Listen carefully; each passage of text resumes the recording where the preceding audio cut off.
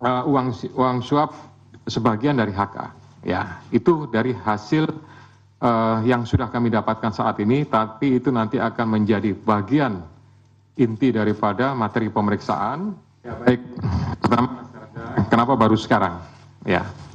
Jadi kalau rekan-rekan melihat, gitu, kasus ini kan sejak 2019 sudah ditangani, gitu. Tapi kemudian baru sekarang. Ini karena kecukupan alat buktinya, gitu. Tadi sebagaimana sudah saya jelaskan di awal, penyidik lebih yakin, gitu. Kemudian setelah pada tahap proses pencarian DPO Harun Masiku, gitu, ada kegiatan pemanggilan, kemudian ada kegiatan pemeriksaan, ada kegiatan penyitaan terhadap barang bukti elektronik. Nah, disitulah kemudian kita mendapatkan banyak bukti dan petunjuk yang kemudian menguatkan keyakinan penyidik untuk melakukan tindakan, untuk mengambil keputusan, ya tentu melalui proses tahapan-tahapan sebagaimana yang sudah diatur di Kedeputian Penindakan, baru kemudian diputuskanlah ya terbit surat perintah penyidikan, gitu. Jadi sebetulnya alasan pertimbangan itu. Kemudian sampaikan masalah intimidasi, ya kami murni melakukan proses penegakan hukum saja, gitu ya. Saya yakin Kedeputian Penindakan sudah melakukan ini, dan ini juga menurut saya bagian daripada isi dari memori serah terima yang kami terima dari pejabat lama. Jadi sebenarnya kami juga tinggal melanjutkan sajalah, kira-kira seperti itu. Terakhir tadi Mas Janet sampaikan penjelasan sudah sangat rinci, kemudian kapan ditahan, tentu itu nanti Pak Asep yang akan menentukan.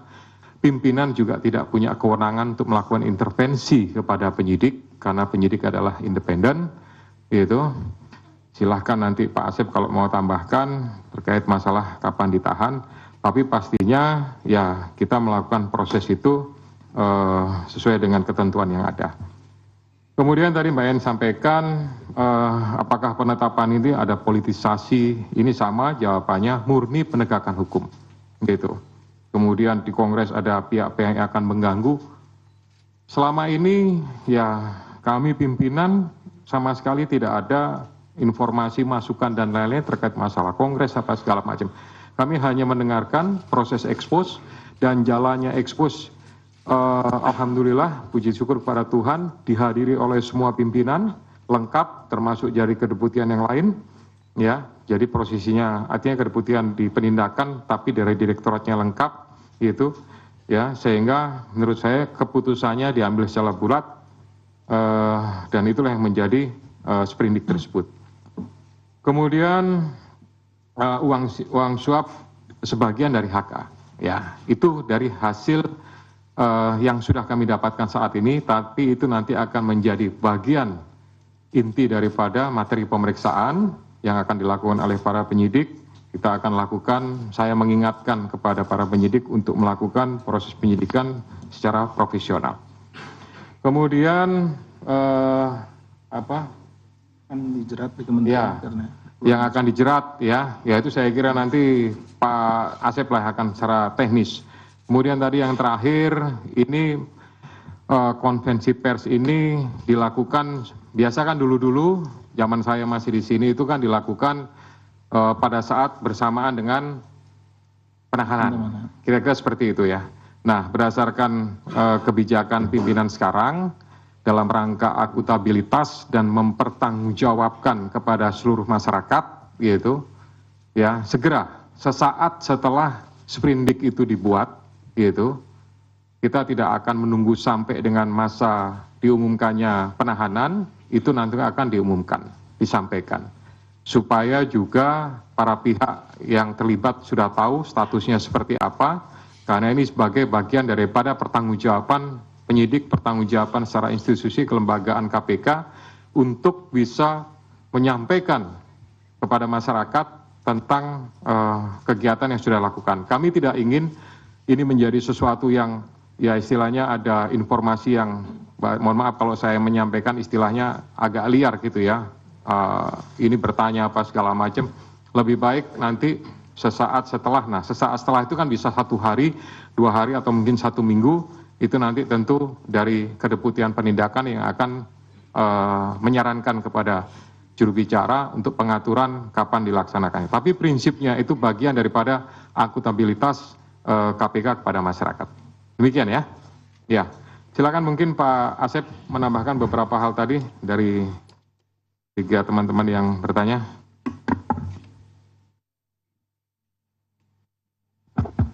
Terima kasih Bapak Ketua. Yang saya hormati Pak Ketua, Pak Jubir dan rekan-rekan sekalian yang berbahagia, para jurnalis. Izin menambahkan apa yang telah disampaikan oleh Pak Ketua tadi, yang terkait dengan kapan Saudara HK akan ditahan. Jadi rekan-rekan sekalian, bahwa sprindik yang kami terbitkan pada tanggal 23 kemarin itu merupakan pengembangan penyidikan dari perkaranya Harun Masiku. Jadi saksi-saksi yang saat ini atau keterangan-keterangan yang ada, yang kami himpun, yang tadi Mas Chandra bilang ini sudah lengkap dan lain-lain, itu keterangan-keterangan di mana para saksi itu dipanggil di sprindiknya Harun Masiku. Ya, sehingga nanti untuk sprindik yang baru ini kita tentunya akan memanggil kembali mereka dengan dasar sprindik yang baru ini. Sehingga diperlukan waktu untuk melakukan pemanggilan dan meminta keterangan kepada para saksi, dan juga kami akan melakukan penyitaan di mana juga itu yang barang bukti itu juga terkait di perkaranya HM, sehingga diperlukan waktu. Ditunggu saja nanti ya Mas Chandra untuk penahanannya, pasti kita akan kabari seperti itu.